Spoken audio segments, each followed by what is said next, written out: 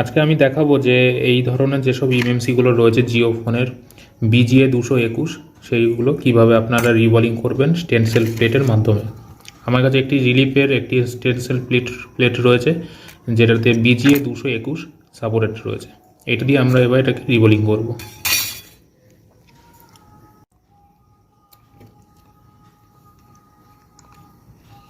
এটি রিবলিং করতে আমাদের একটি স্টেনসিল প্লেট এবং আমাদের পিপিটি পেস্ট লাগবে। আমার কাছে একটি রয়েছে পিপিটি পেস্ট কেটেক্স কোম্পানির। প্রথমে আমরা ইএমএমসিটাকে সেট করে নেব আমাদের স্টেনসিল প্লেটে BGA-221।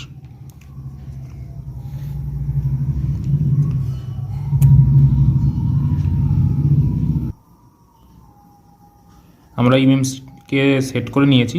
এখন আমরা কি করব, আমাদের যে পিপিটি পেস্ট সেটা আমরা একটুখানি নিয়ে এর উপরে আমরা দেব। তার আগে অবশ্যই আমাদের এটা ধরে নিতে হবে।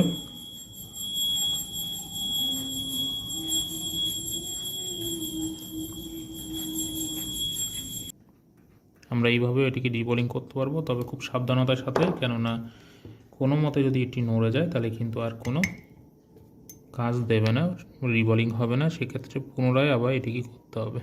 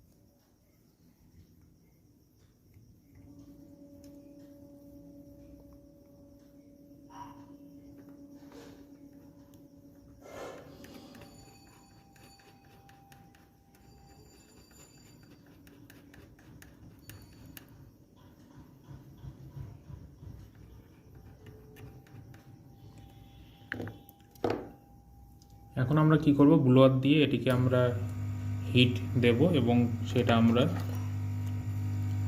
350 ডিগ্রি হিট এবং এয়ার 200-তে রেখে।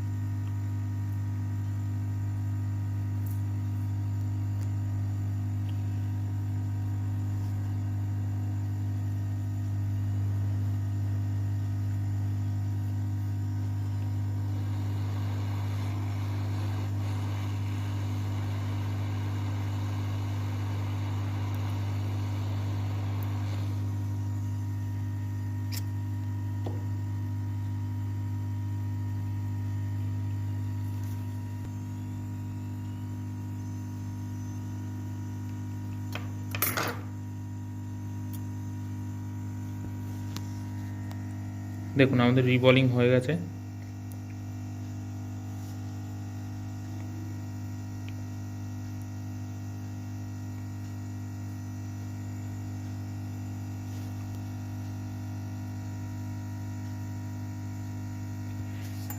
এইভাবে আপনাদেরকে জিও যেসব সেটগুলি রয়েছে, জিও F220B এবং F300 কুড়ি যেসব সেটগুলো রয়েছে সেইগুলোর আপনারা এমএমসি পিপিটি পেস্ট এবং একটি স্টেনসিল প্লেট দিয়েই খুব সহজে আপনারা এটিকে রিবলিং করে নিতে পারবেন।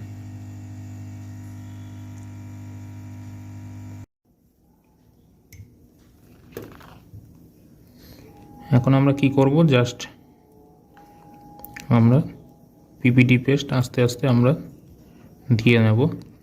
আমরা শোনটা চেপে রেখেছি কারণ আমরা পিছনে কোনো আমরা সাপোর্ট হিসাবে টেপ লাগাইনি। আমরা এইভাবে এটিকে রিবলিং করতে পারবো, তবে খুব সাবধানতার সাথে, কেননা কোনো মতে যদি এটি নড়ে যায় তাহলে কিন্তু আর কোনো কাজ দেবে না, রিবলিং হবে না। সেক্ষেত্রে পুনরায় আবার এটিকে করতে হবে।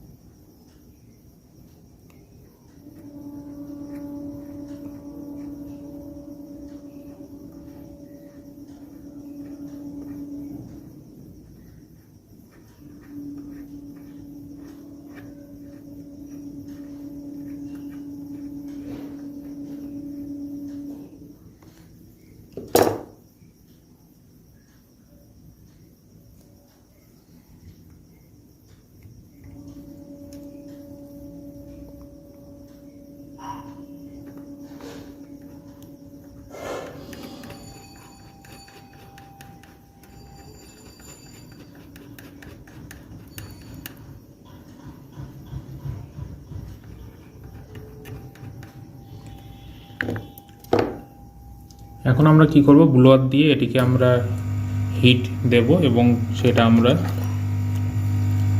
350 ডিগ্রি হিট এবং এয়ার 200-তে রেখে।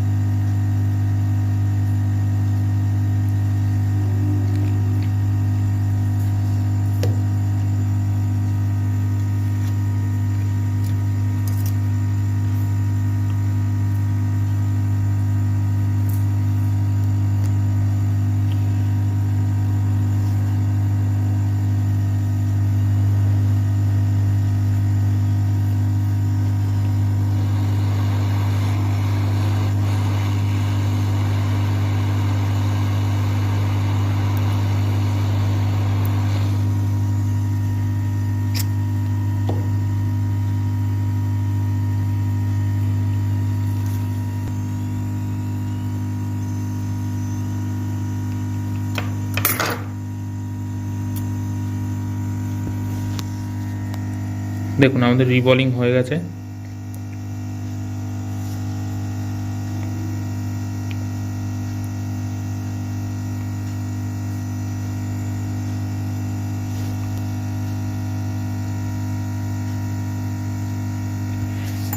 এইভাবে আপনাদেরকে জিও যেসব সেটগুলি রয়েছে, জিও F220B এবং F320 যেসব সেটগুলো রয়েছে সেইগুলোর আপনারা এমএমসি পিপিটি পেস্ট এবং একটি স্টেনসিল প্লেট দিয়েই খুব সহজে আপনারা এটিকে রিবলিং করে নিতে পারবেন।